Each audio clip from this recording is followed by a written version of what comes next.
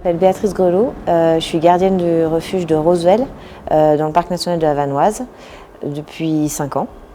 Et je suis aussi coprésidente du syndicat national des gardiens de refuges et de gîtes d'étape.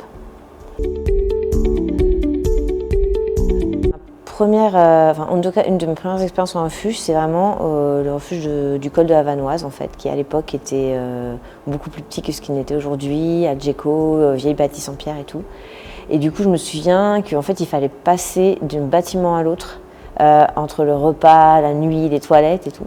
Et je devais avoir 7-8 ans et c'était froid. J'ai un souvenir d'avoir froid et humide.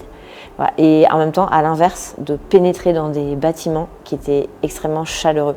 Pas seulement chaud, mais aussi chaleureux, et où on s'en sentait justement vraiment très à l'abri de tout ce froid à l'extérieur qu'on pouvait sentir quand on traversait d'un bâtiment à l'autre, quoi. L'accueil, le vivre ensemble et la simplicité. J'attends essentiellement qu'on puisse aborder collectivement des sujets qui sont pleins d'enjeux pour l'avenir, notamment l'histoire de transition et justement de transformation des refuges. Et c'est vrai qu'à l'instar de ce qui a été dit ce matin, le collectivement est assez rare finalement. On se parle pas mal, hein, mais jamais trop tous ensemble, quoi. Donc voilà, c'est un peu réussir à ça. Je dirais à l'échelle de 10-20 ans. Moi, je pense qu'on ne pourra pas couper à des refuges exemplaires en termes de sobriété énergétique, en termes d'apport, de tout ce qui est consommation, en fait. C'est-à-dire que pour moi, on ne pourra pas faire autrement que d'être